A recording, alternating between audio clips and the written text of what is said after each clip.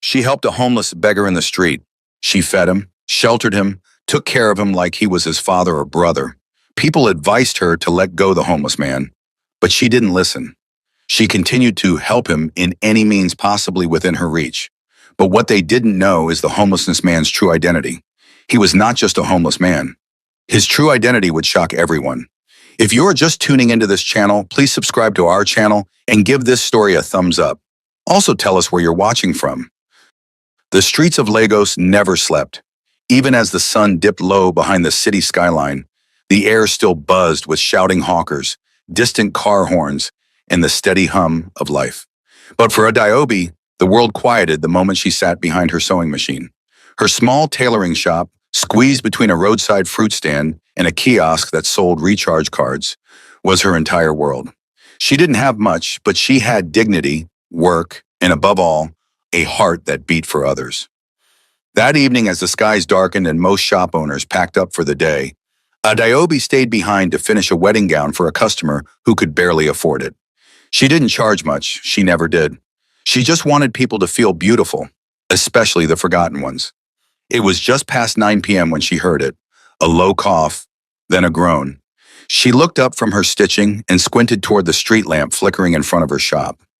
A man, cloaked in dirt, his clothes shredded like old rags, was slumped against the wall. His face was gaunt, his beard matted. He looked no older than 35, but hardship had aged him. "Jesus," Adobe whispered, rushing out. People passed by, casting him disgusted looks.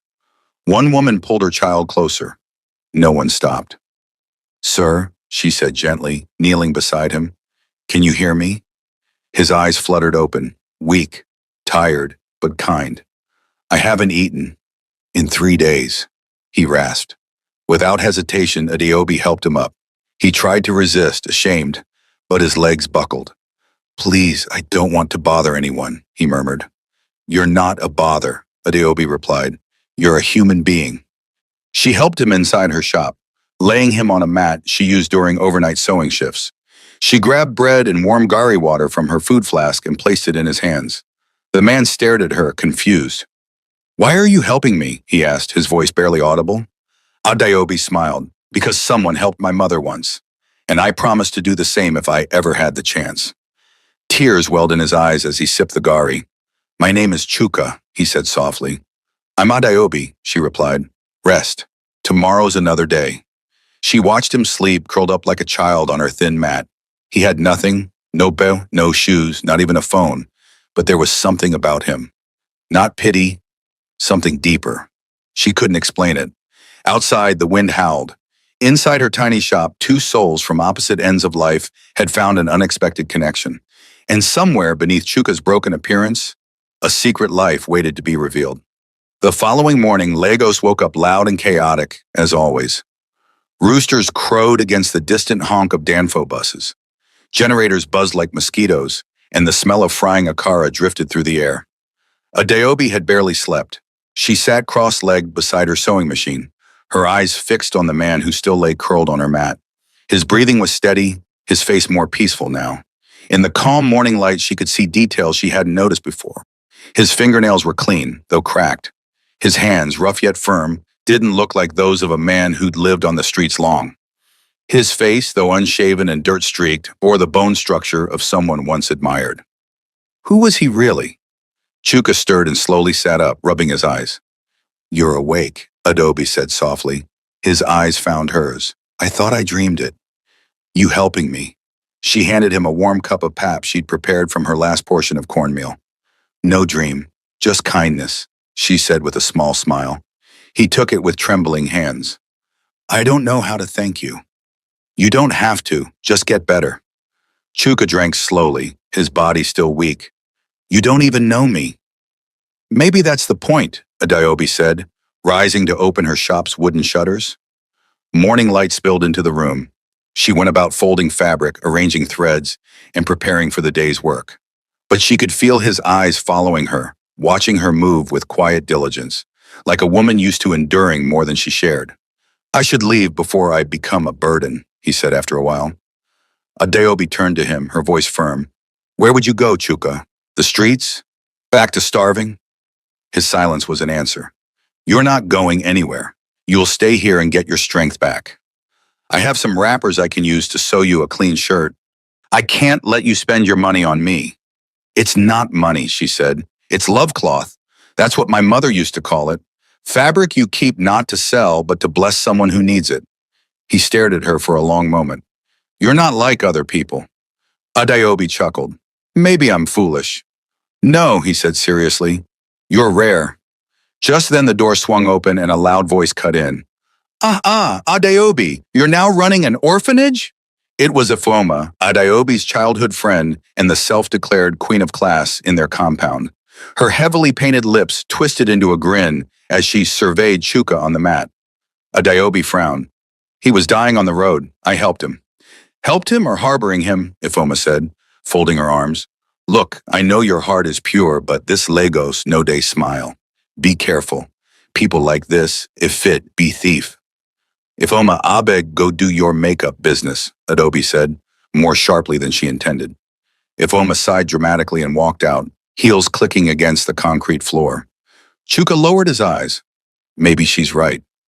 She's wrong, Adobe said firmly. You don't have to tell me your story if you're not ready. But I trust my spirit. He looked up, emotion flickering in his gaze. You're risking your own safety for a stranger. She softened. Maybe I see something in you that even you don't see anymore. That day, she gave him a bucket to bathe, clean clothes she had adjusted, and a spot near the door where he could sit and watch the world go by while she worked. Day after day, Chuka regained strength. He watched her turn down richer clients who disrespected her time. He saw her slip food into the hands of children whose mothers couldn't pay for alterations. He listened as she sang quietly while stitching fabric, humming tunes her late mother had taught her. At night they talked, about little things at first, music, her dreams of opening a bigger boutique, his love for drawing as a boy. But Chuka never spoke of his past. He always changed the subject when she asked where he came from. Still, Adeobi never pushed. She only offered what the world had denied him, dignity. But while she was content giving without condition, Chuka was slowly breaking inside. He hadn't planned to stay this long. He hadn't planned to feel anything. Yet here he was, safe, fed, warm, and captivated by a woman who saw him, not the dirt on his skin. Each time she brought him food or covered him with a wrapper when the evening got cold, a war raged within him. Should he tell her who he really was? Or keep the lie a little longer? She deserved the truth. But she also deserved someone who chose her not just in secret, but in the light. He looked at her across the room as she trimmed a piece of lace under the lamp. She hadn't even noticed her own beauty, how her brows furrowed in concentration, how her hands moved with purpose, how her spirit made the air in that tiny shop feel like a palace. Chuka knew one thing for sure. This woman would change his life, and very soon her world would never be the same again. It was market day in Yaba, and the streets pulsed with the rhythm of Lagos life. Traders called out from behind crowded stalls, their voices rising over the scent of roasted corn and pepper soup. Brightly colored umbrellas covered tables stacked with tomatoes, dried fish, and fabrics in every shade of the rainbow. A Diobe weaved through the case, a basket balanced on her hip and a determination in her step. Chuka walked beside her, a quiet shadow. He looked better now, clean-shaven, with the simple shirt she had sewn him and a pair of sandals she'd convinced a neighbor to donate. He kept his head down, conscious of the stares he drew, but Adeobi walked with her head held high. Why are we here? Chuka asked. I need zippers and thread.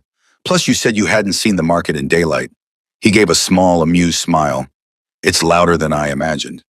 Adobe grinned. This is Lagos. Noise is part of the heartbeat. As they made their way to Mama Ejima's fabric stall, whispers trailed behind them. Some people greeted Adobe kindly. Others stared at Chuka with suspicion. Still, she greeted everyone with her usual warmth. At the stall, Mama Ejima, a large, boisterous woman with a wrapper tied tightly around her waist, raised her brows when she saw Chuka. Adaobi, who be this one? This is Chuka. He's a friend, she said, choosing her words carefully. Mama Ejima narrowed her eyes. This one looks like street boy. You dey follow beggar now? Adeobi's stomach tightened. He's not a beggar. He's just fallen on hard times. Now so he dey start. You go give him food today. Tomorrow he go steal your shop. Mama Ejima scoffed. shaking her head. You too soft-hearted. I believe in second chances, Adaobi said, keeping her voice steady. Chuka remained quiet, his gaze locked on the ground. The market felt hotter, heavier. Every word Mama Ajima said echoed louder than the last. A few other traders nearby chuckled. I hear say she day house am, one woman muttered. She don't turn tailor to shelter. Adaobi's cheeks burned, her hands clenched around the thread she had picked up. But then, without warning, Mama Ijima swatted Chuka's arm with a fan. Make it a come from here before he scare my customers. Chuka flinched. His pride, barely pieced together, shattered all over again. That was it. Enough, Adaobi snapped. The market quieted for a moment. It wasn't like Adaobi to raise her voice. He is a human being, not a stray dog. You insult him because of what? His clothes, his past. What if God judged us like that? Mama Ijima blinked, taken aback. He has done nothing to you. And even if he had, what happened to compassion? What happened to being our brother's keeper? The nearby crowd murmured, some nodded, others looked away, embarrassed. I don't care what you think, Adobe continued, her voice trembling with emotion. Chuka is my friend. If that makes me a fool in your eyes, so be it. I'd rather be a fool for kindness than a queen of cruelty. With that, she turned, tossed a few naira notes onto the table for her supplies and took Chuka's hand.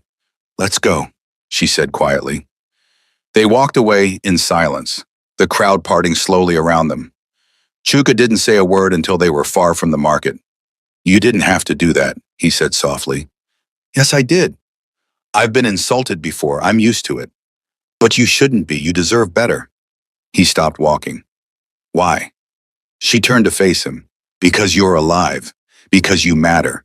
Isn't that enough? Chuka stared at her, struggling to speak.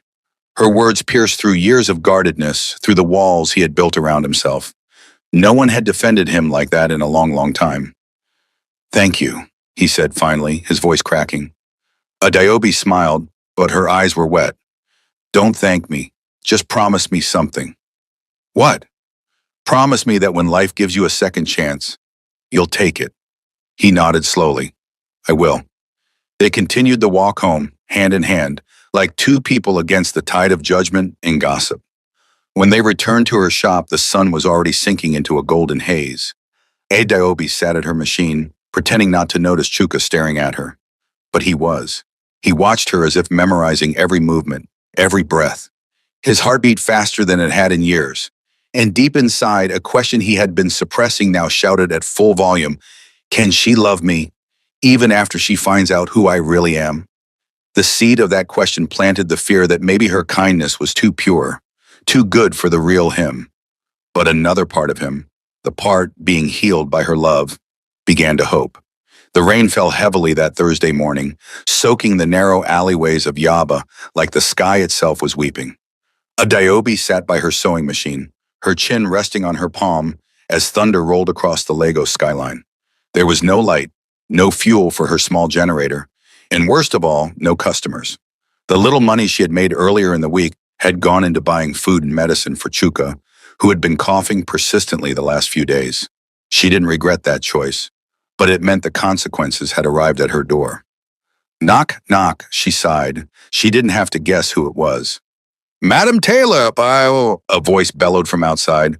Abiyu donde hide? She opened the wooden door slowly and came face to face with her landlord. Mr. Ojo, a stout, pot-bellied man who chewed bitter cola and wore a permanent scowl. Oga, good morning, she said, forcing politeness. No, greet me, he snapped. Where's my money? Adaobi's throat tightened. Sir, please, I've had a rough month. Business has been slow and I've had extra expenses. I just need one more week. Just one. Mr. Ojo narrowed his eyes. You think this place be charity? No, sir. Then pay or pack. I've warned you before. This is the third month you've paid late. One more day, and I'll throw your sewing machine into the gutter. Tears stung Adaobi's eyes, but she kept her head up. Please, just a few more days. Mr. Ojo turned to walk away, then stopped. That man you're hiding in your shop, he fit afford rent?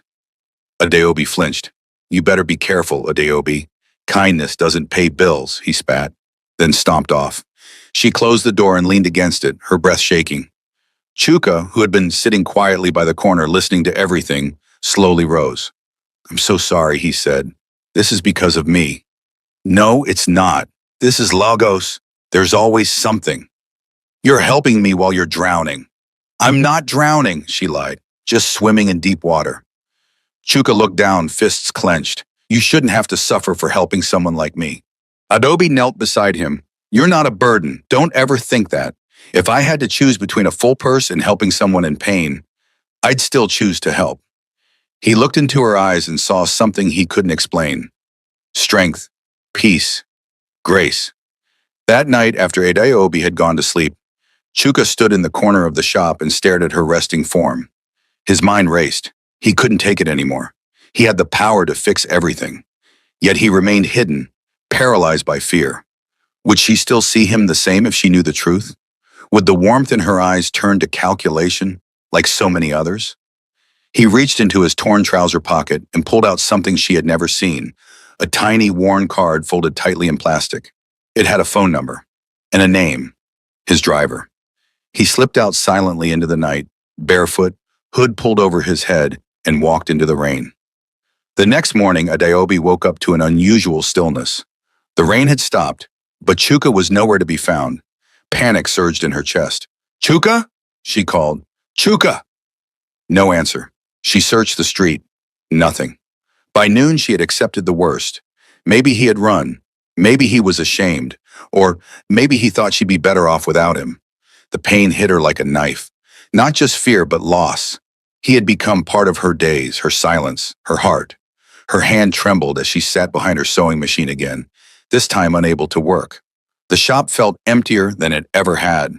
But just then, knock, knock, knock. She opened the door slowly, expecting Mr. Oho again. Instead, it was the landlord's daughter holding a white envelope.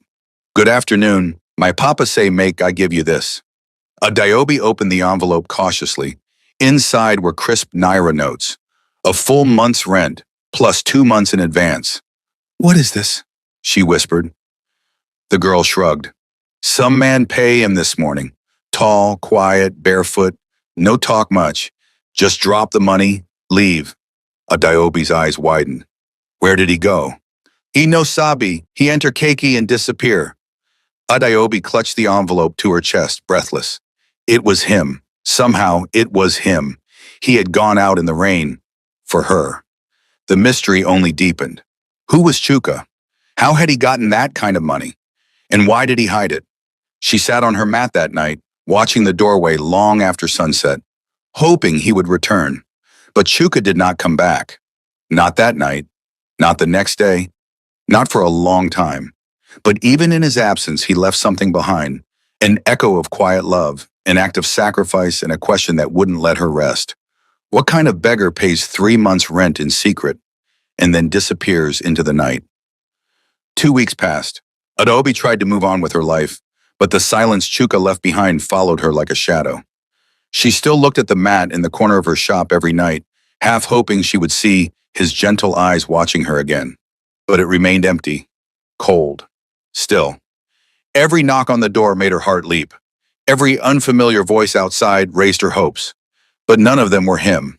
And yet his presence lingered, in the extra rolls of fabric he bought her before vanishing, in the quiet memory of the way he'd folded her wrapper when she fell asleep one evening, in the rent that was somehow still being paid, month after month. Something wasn't right. It wasn't just that he was gone. It was the way he left.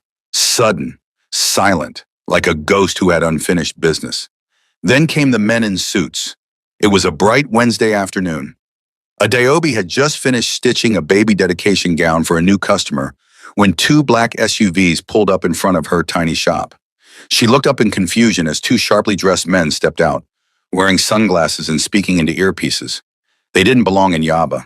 They didn't belong anywhere near this dusty stretch of road. People turned and stared. The taller of the 2 men approached her. "Good afternoon, he said formally. You are Miss Adeobi, correct?"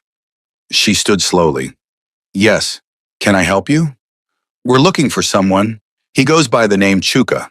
Medium build, around 5'11", short hair, usually keeps a beard. Would have been staying with you a few weeks ago." Her blood went cold. Who are you? We work for a private security firm. We were contracted by a client to locate a missing person. Our CEO. He vanished around the same time you described. Your CEO, she echoed. Yes, ma'am. His name is Mr. Chuka Ndubuisi. Adaobi's breath caught in her throat. That can't be. He told me he was just a beggar. Homeless. The men exchanged a look. He's far from homeless. He's the owner of one of the most powerful tech startups in Africa. Billionaire, though he hates the term. Very private. He disappeared after declining an arranged engagement. Family's been searching everywhere, until a private investigator tracked some movement to this location.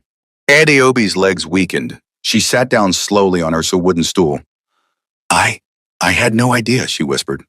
The second man stepped forward, voice gentler. You're not in any trouble. In fact, you may have saved his life. But if he contacts you again, please tell him we're looking for him. His mother is ill. His board is panicking. The media thinks he's in Europe. Adaobi nodded numbly. Okay. The men handed her a sleek, embossed business card and left as quickly as they had come, their cars disappearing into the street's dust. She sat there, dazed. Chuka, a billionaire?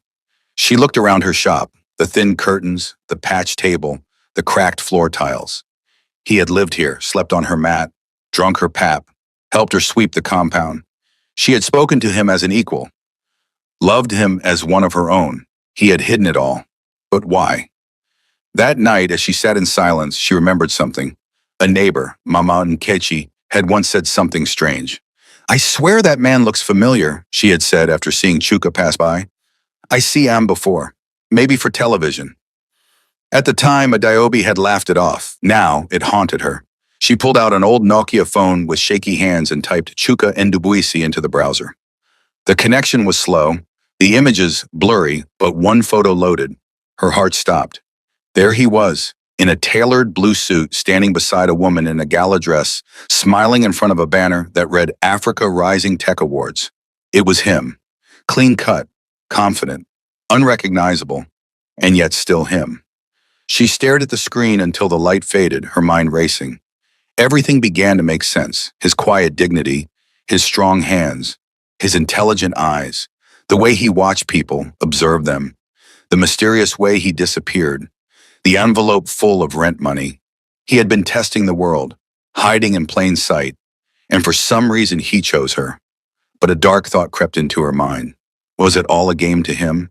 Had she just been an experiment? A curiosity? A tale to tell over wine to his wealthy friends? She bit her lip, tears filling her eyes. No, she whispered. He wasn't pretending. Not with me. She remembered the way he defended her during that rainy day when a man tried to snatch her bag, the way he cried quietly after she gave him clean clothes, the way his voice trembled when he thanked her. That wasn't the voice of a billionaire playing poor. That was the voice of a man, broken, searching. But now one thing was certain. The Chuka she loved was not a beggar. He was a man with a past, a man with power. And now that his world had found its way to her doorstep, everything was about to change. The days turned to weeks. Chuka didn't return. Adobe stopped counting after the first month, but his absence pressed on her like an invisible hand. He had become part of her small world, and now that he was gone, everything around her felt muted. The buzz of the sewing machine no longer brought her peace. Even the laughter of neighborhood children seemed distant. He had vanished like the Lagos rain, intense, cleansing, and gone too soon. And though he was no longer there, he was everywhere. In the empty mat folded in the corner of her shop, in the untouched cup she used to give him water, in the silence that now greeted her every morning. Adaobi tried to carry on. She still worked, still greeted her customers with that familiar smile, but it no longer reached her eyes. Something in her had changed, something she couldn't explain. Her friend Ifeoma noticed. You've not been yourself lately, she said one day while they shared roasted plantain by the roadside. Adaobi said nothing. You're still thinking about him? Adaobi gave her a look. You wouldn't understand. I might, Ifeoma replied gently. I think he meant more to you than you let on. Adaobi sighed. He came into my life like a whisper. Quiet, gentle, and now he's just gone. And now you've found out he's a billionaire. Ifoma added with a smirk. That part must hurt. Adeobi shook her head slowly. It's not about the money, Ifoma, it's the lie. He didn't trust me enough to tell me the truth. Ifeoma softened.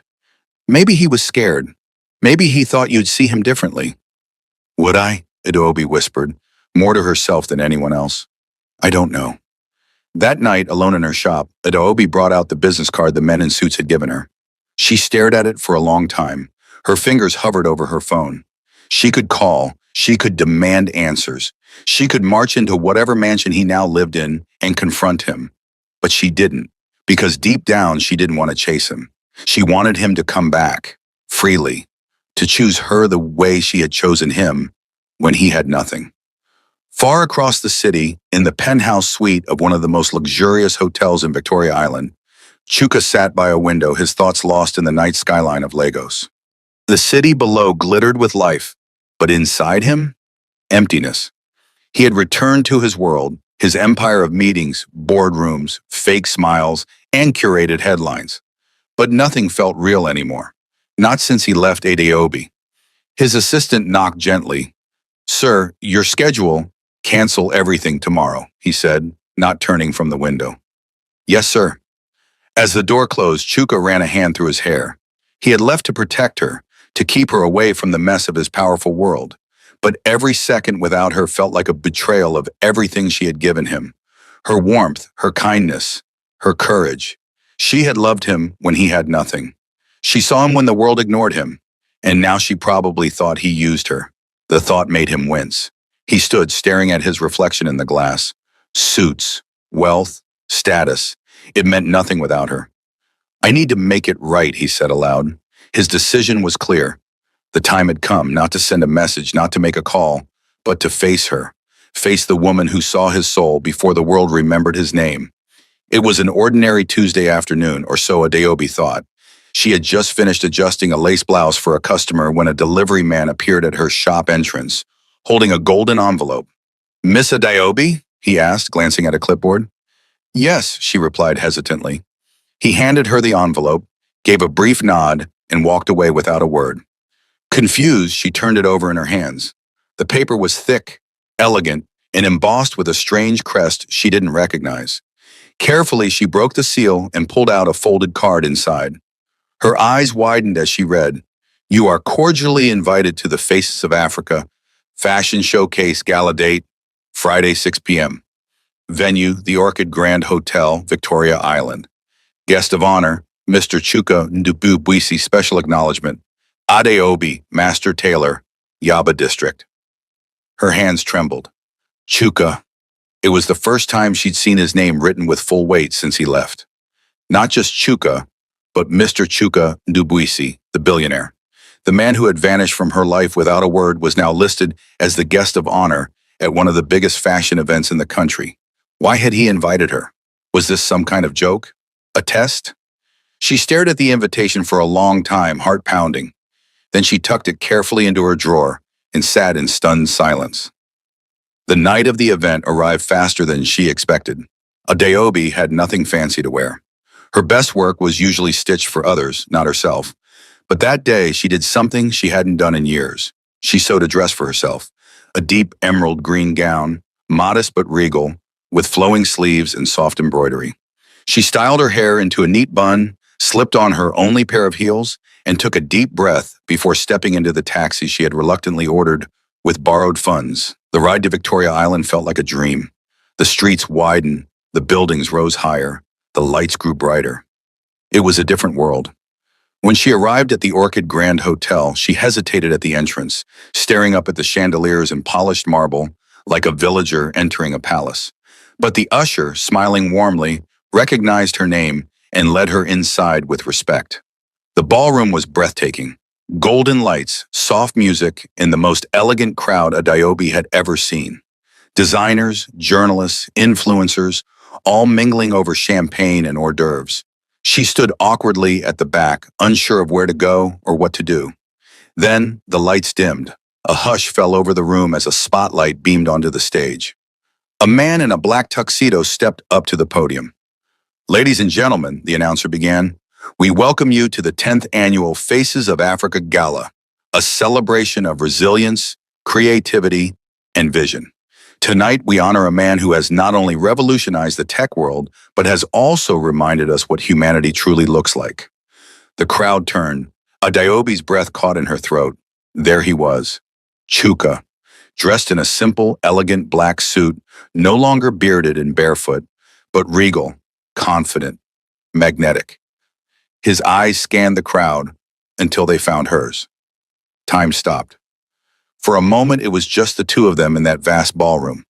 Then Chuka stepped forward, took the mic, and said quietly, "I disappeared for a while, and I met someone who changed my life. She didn't see a billionaire. She didn't even know who I was. She just saw a man who needed help. And she gave me love, dignity, and shelter without asking for anything in return." The crowd murmured. He looked at Adeobi again, his voice trembling. "And tonight, I want the world to know who she is." A quiet stillness swept over the ballroom. All eyes were now on Adeobi, standing near the back of the hall in her green gown, stunned, breathless, unable to move. Every flash of the camera, every murmur in the crowd faded beneath the pounding of her heart. And then Chuka extended his hand toward her. "Please," he said into the microphone, "come forward." Adeobi hesitated for only a moment. Then, dignified, graceful, she began to walk. The room parted for her like the Red Sea. Those who had ignored her moments ago now turned to stare in awe. Who was this woman the billionaire was honoring? Who was this simple tailor who had captured a giant's heart? As she reached the stage, Chuka took her hand and helped her up gently, as though touching something sacred. Tears shimmered in Adobe's eyes. "I don't understand," she whispered. Chuka smiled, lowering his voice so only she could hear. "I didn't come to Yaba to test people. I came because I was broken. I couldn't trust anyone anymore. Not with my money, my name, or my heart. I needed to disappear, to feel real again. And in that dark place, God led me to you. But why didn't you tell me? Because I was afraid that the moment you knew the truth, I'd lose the one person who saw me, not my bank account. You gave me a kind of love I didn't think existed anymore." He turned to the audience. "She fed me when she had little. She defended me when I was despised. She gave me a place to sleep when I didn't even have a name.